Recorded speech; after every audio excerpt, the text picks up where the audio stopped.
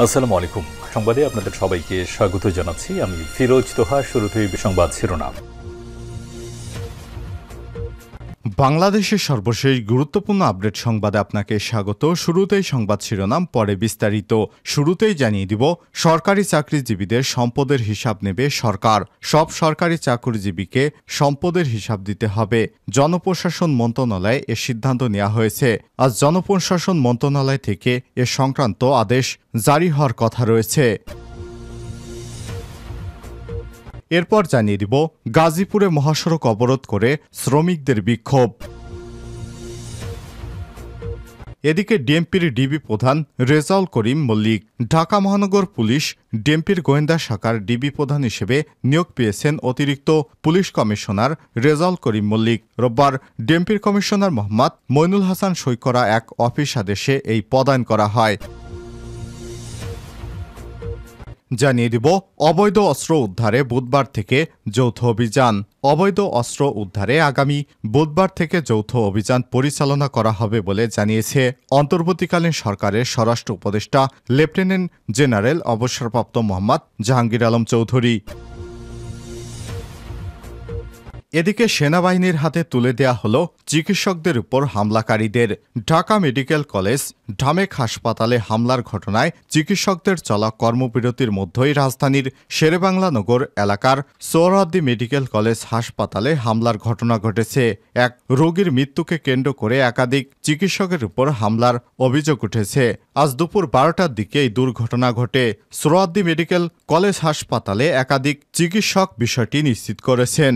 প্রত্যক্ষদর্শীরা জানিয়েছে, এক ইন্টার্ন চিকিৎসক গণমাধ্যমকে বলেন, মাল্টি অর্গান ফেলিওর একজন রোগী আইসিইউতে ভর্তি ছিল। তার অ্যাজমার সমস্যা ছিল।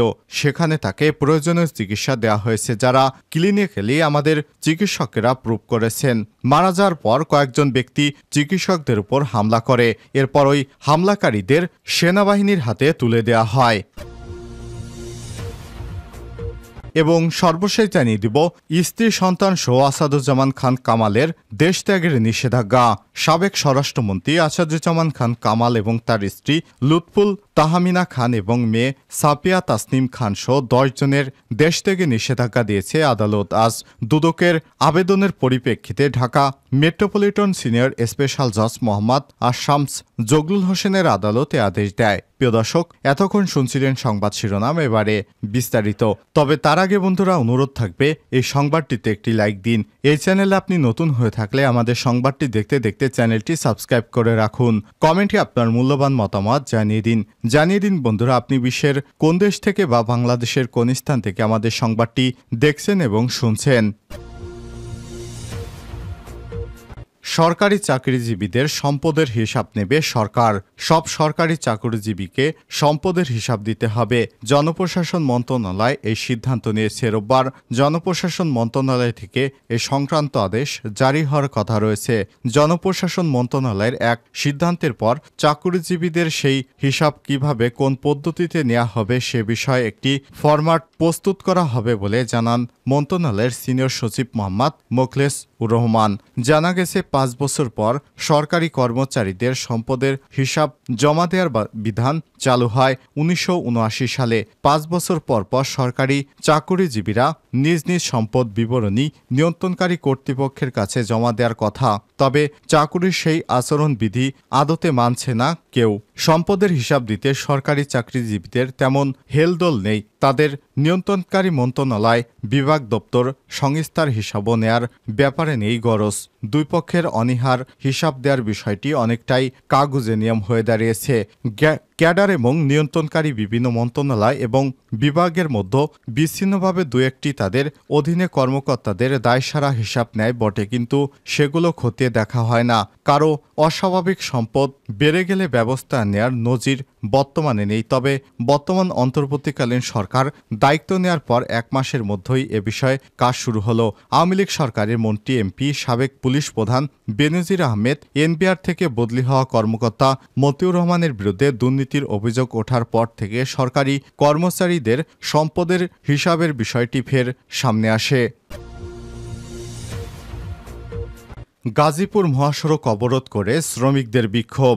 গাজীপুরের টঙ্গীতে 11 দফা দাবিতে পিপলস সিরামিক ইন্ডাস্ট্রিজ নামের একটি প্রতিষ্ঠানে অসন্তোষ দেখা দিয়েছে। এ সময় উত্তেজিত শ্রমিকেরা ঢাকা ময়মনসিংহ মহাসড়ক অবরোধ করে রাখে। ঘটনাস্থলে পৌঁছে পরিস্থিতি নিয়ন্ত্রণে কাজ করছে পুলিশ। রোববার 1 সেপ্টেম্বর সকাল 11টার দিকে টঙ্গীর মিলগেট এলাকায় শ্রমিকেরা আন্দোলনে নামেন। এর আগে সকাল থেকে কারখানার প্রধান ফটকের সামনে অবস্থান নিয়ে কর্মবিরতি পালন করছেন আন্দোলনরত শ্রমিকেরা। পুলিশ এবং স্থানীয় সূত্র থেকে জানা গেছে, সকাল 11টায় আন্দোলনরত শ্রমিকেরা কারখানার প্রধান ফটকের সামনে ঢাকা ময়মনসিংহ মহাসড়কে অবস্থান নিয়ে বিক্ষোভ করতে থাকেন। এ সময় ঢাকা ময়মনসিংহ মহাসড়ক এবং বিআরটি ফ্লাইওভারের উপরে যান চলাচল বন্ধ হয়ে যায়। এতে চরম ভোগান্তির মুখে পড়েন ওই মহাসড়কে ব্যবহারকারী সাধারণ যাত্রীরা।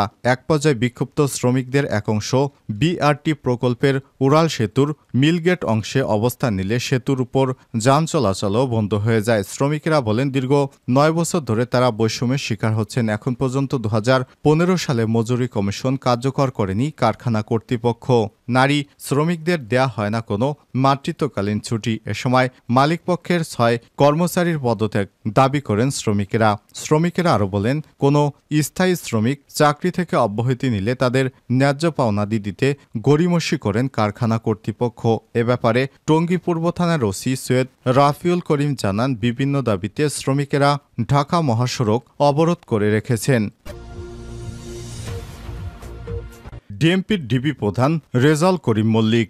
ঢাকা মহানগর পুলিশ ডিএমপির গোয়েন্দা শাখা ডিবি প্রধান হিসেবে নিয়োগ পেয়েছেন অতিরিক্ত পুলিশ কমিশনার রেজাউল করিম মল্লিক। রোববার ডিএমপির কমিশনার মোহাম্মদ মইনুল হোসেন সই করা এক অফিস আদেশে এই প্রদান করা হয়। রেজাউল করিম মল্লিক 1998 সালে বাংলাদেশ পুলিশে যোগদান করেন। তিনি 17তম বিসিএস ব্যাচের কর্মকর্তা। এর আগে তিনি বাংলাদেশ পুলিশের অপরাধ তদন্ত বিভাগ সিআইডি সহ বিভিন্ন ইউনিটে দায়িত্ব পালন করেছেন।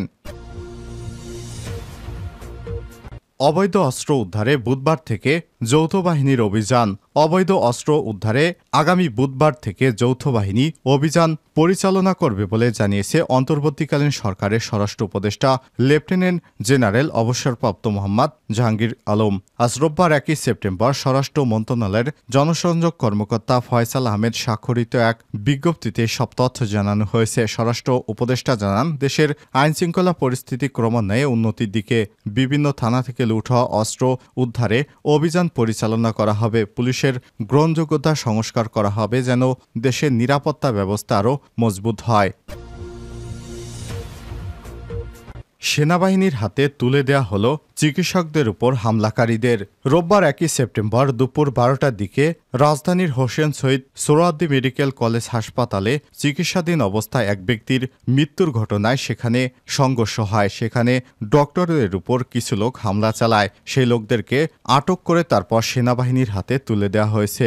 প্রত্যক্ষদর্শী এক ইন্টার্ন চিকিৎসক গণমাধ্যমকে বলেছেন, মাল্টি অর্গান ফেইলিওর একজন রোগী আইসিইউতে ভর্তি ছিল। তার অ্যাজমার সমস্যা ছিল, সেখানে তাকে প্রয়োজনীয় চিকিৎসা দেওয়া হয়েছে, যা ক্লিনিক্যালি আমাদের চিকিৎসকেরা প্রুভ করেছেন। মারা যাওয়ার পর কয়েকজন ব্যক্তি চিকিৎসকদের উপর হামলা করে। জানা যায় পরে পুলিশ এবং চিকিৎসকদের উপস্থিতিতে পরিস্থিতি নিয়ন্ত্রণে আসে। হামলাকারীদের সেনাবাহিনীর হাতে তুলে দেওয়া হয়েছে। উল্লেখ্য, ঢাকা মেডিকেল কলেজ হাসপাতাল ঢামেকে শনিবার 31 আগস্ট রাতে 3 দফা হামলা এবং মারধরের ঘটনা ঘটে। পরে রোববার 1 সেপ্টেম্বর সকাল থেকে নিরাপত্তাহীনতায় ঢামেকে জরুরি বিভাগের চিকিৎসা সেবা বন্ধ করে দেন চিকিৎসকেরা। এই ঘটনায় হামলাকারীদের আটক এবং শাস্তি নিশ্চিত এবং সারা দেশে চিকিৎসক ও রোগীদের নিরাপত্তা নিশ্চিত সহ কয় দফা দাবি জানানো হয়। এসব দাবি পূরণ না হয় চিকিৎসকদের নিরাপত্তা নিশ্চিত, দোষীদের গ্রেপ্তার এবং সেনাবাহিনী মোতায়েন না হওয়া পর্যন্ত অনির্দিষ্টকালের জন্য সারা দেশে সব চিকিৎসা কেন্দ্রে কমপ্লিট শাটডাউন ঘোষণা করেছেন তারা।